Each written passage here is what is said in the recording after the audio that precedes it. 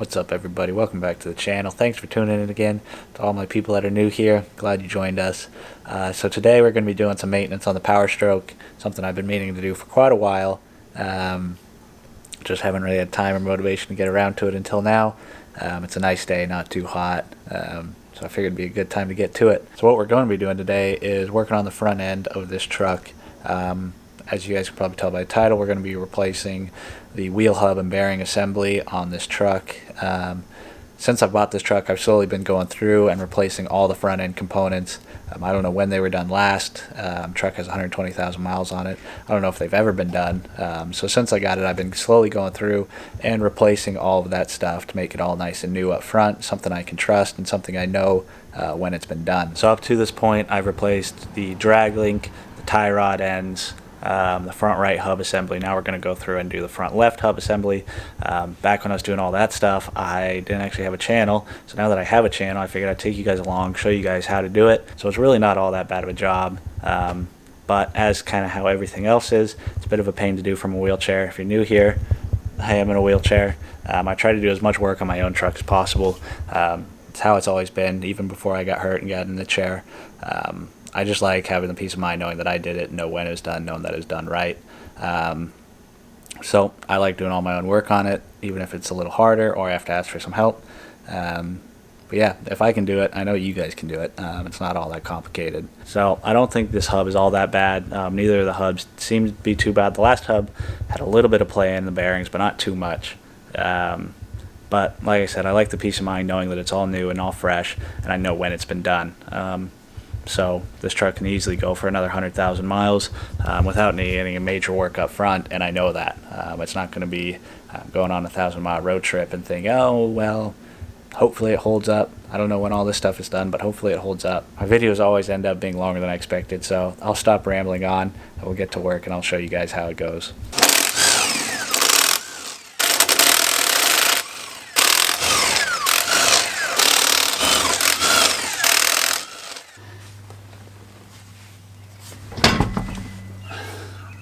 There we go, got the wheel off, our wheel and tire off. I say we're replacing the hub assembly. That is this thing that we're going to be replacing that rides inside the brakes. So next step from here will be to pull the brakes off and then pull the discs off,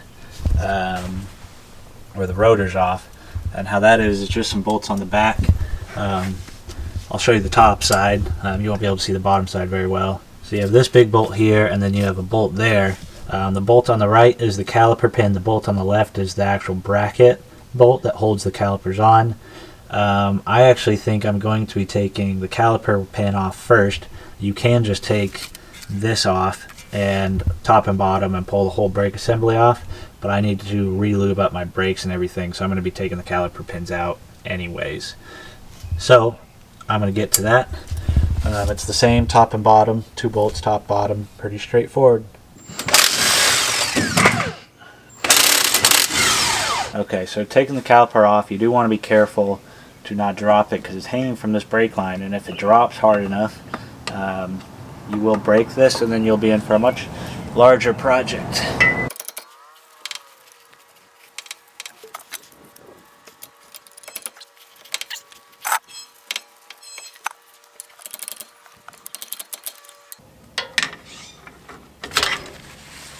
Alright, so there we go, got it off. Not sure if you guys will be able to see it, but you got your caliper pistons there. Mine are definitely dry, but not too bad. Brakes have plenty of life left in them, it looks like. I'll do a closer look. But yeah, some people tie this up. I think I'm going to set it on my leaf spring for now. If it feels unstable, then I'll tie it up. But you don't want it hanging from this brake line, whatever you do. Here you can see my pins. It actually seems to be moving pretty good. Let's try the other one.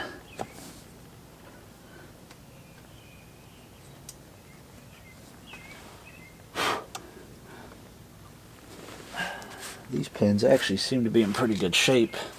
So the noise I was hearing was probably from the other side. The reason I'm actually separating these and not just taking the unit off as a whole is because I've had problems with the brake pin sticking on these on this truck before, and the owner before me kind of let them get seized up, the pins, and because of that you don't slide as smoothly, and so the brakes will end up getting bound up a little bit and dragging more and squeaking more, which is super annoying. So there you can see the caliper pin. Like I was saying, they can get seized up. They have a rubber seal on them, and if they get seized up, then your calipers won't center themselves, and they'll end up dragging unevenly. I'm guessing on the other side these are probably more seized up, but these ones actually seem to be moving pretty well.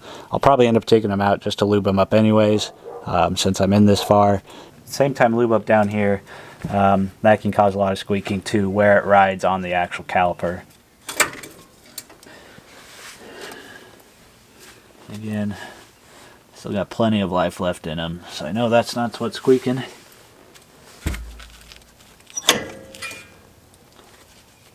Once again, plenty of life left.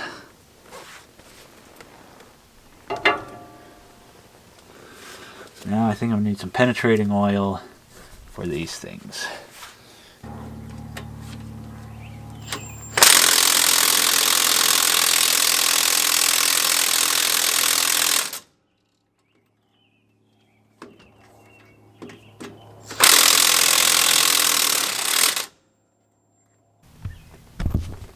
Alright, let's try this again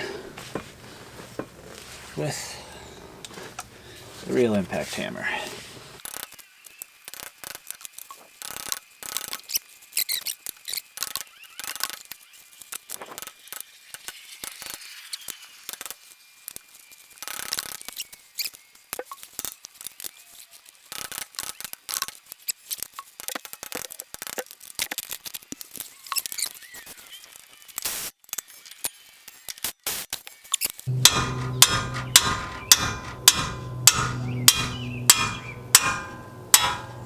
She's starting to go. Always helps having the right size wrench. There we go. Got that one free. Now we're gonna get the other one free.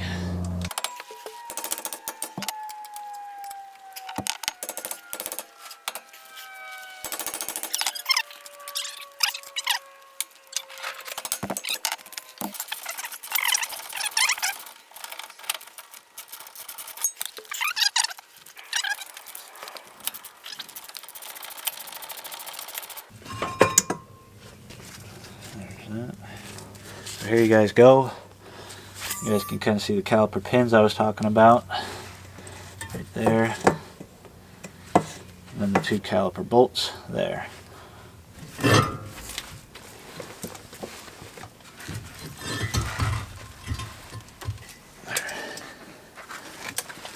There you go. And then we got the hub. So this is the hub assembly that we're going to be replacing.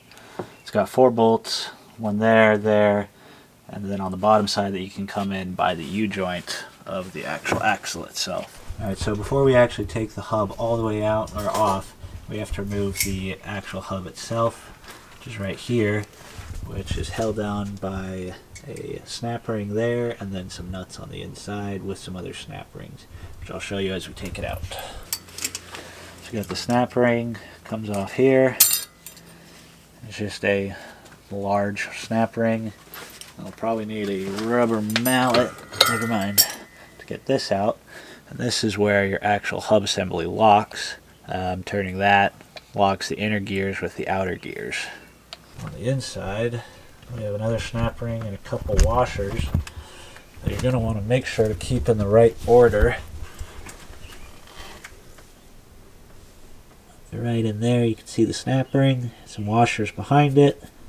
I'll take those out, and I'll say again to keep those in the same order so you put them back in the same order.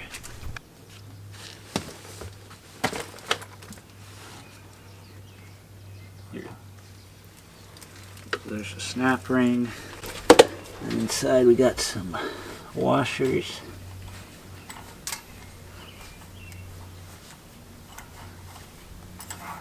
So we got a circular washer, octagonal washer, and then another circular washer. Alright, so here you go, back inside the hub. all of that is out. So now we'll get to there are actually studs on the back with nuts on the back side that we'll get to. You guys won't be able to see it very well, but they're back there. You'll see it. It's right in by the U-joint of the axle.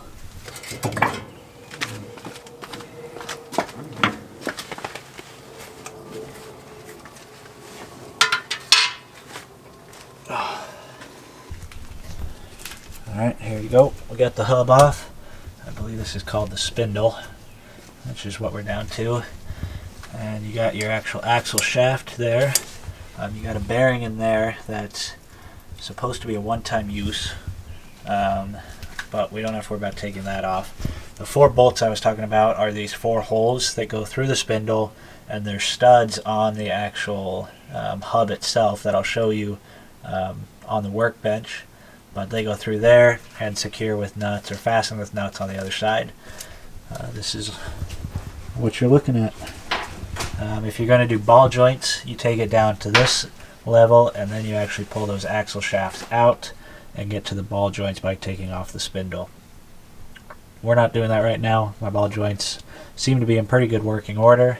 So there it is. I will show you the old hub, show you those studs, and I'll show you the new hub that we're putting on, and then a little add-on that I think is pretty valuable that you guys might be interested in. Alright, so here you go. We got the old hub and bearing assembly, and these are the studs that I was telling you about. They go through and just secure with a nut on the back side. If you're ever taking this out for some reason, there is an O-ring here, so make sure to check it out and see if it's in still good shape. For manual hubs, I don't think it's as important, but I believe this O-ring is what seals it on the automatic hubs. So if this O-ring's leaking, you won't have vacuum and you won't be able to lock your hubs. I can't say for sure, but I believe that's what it is. Here we go. Got the nice shiny new hub assembly, and as you can see, it's got a wire coming off of it. That is actually for ABS. If you have ABS, which I don't, you will need this. You can buy it without them. The reason I bought it with them is because from the factory these things come non-serviceable. And so I picked up this thing from Raff. See if I can focus. From Raff, and it is actually a greasable fitting that replaces this. And because I don't need ABS or don't have ABS, I'm just going to be taking it out permanently, replacing it with this. All it is held in place with an Allen screw right there, or an Allen bolt. Take it out, put that in its place, and now you can actually grease your hubs, which you normally wouldn't be able to from the factory. Got the bolt out, and then this just pops out, just like that. It looks like it's pre-greased in there, which I'm glad, and I would expect. Get that out of the way, and then take the new one. It's already got a pretty good amount of grease on it, so I'm not too worried about it. I'm going to slide this in its place, just like that. And we can take the new bolt, or the original bolt,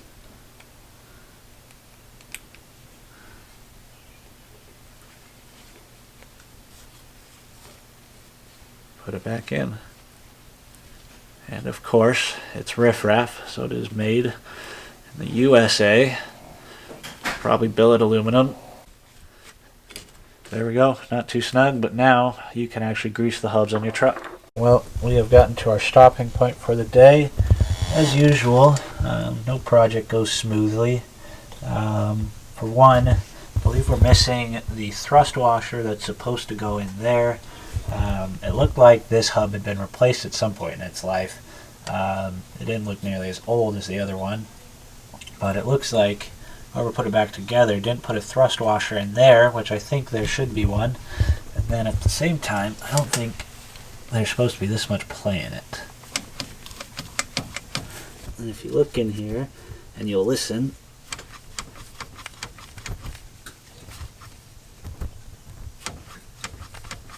I don't think it is supposed to have that much play in it. So I think we're going to call it a night here. Luckily I don't need the truck tomorrow. I'm going to do what I would recommend to you guys, which would be, if you have a problem like this, get it on the internet and start finding out. But I don't think this axle shaft is supposed to have as much play as it does. Alright, well, I think that's going to be a wrap on today's video. I got to do a little more research before I go any farther on this. Might as well before buttoning it all back up, because it's kind of a pain to take apart. If you guys have any answers on this, whether that axle shaft is supposed to have that much play in it, feel free to leave a comment below. I don't think it is. I'll get on, do some research on my own, and find all this stuff out. But if you guys have the answers, I'd appreciate you guys leaving a comment for it. So yeah, that'll be the end of today's video. Hopefully I have an update here pretty soon. Tag along, gotta get my truck back on the road. Yeah, thanks for sticking around. I'll catch you guys on the next video.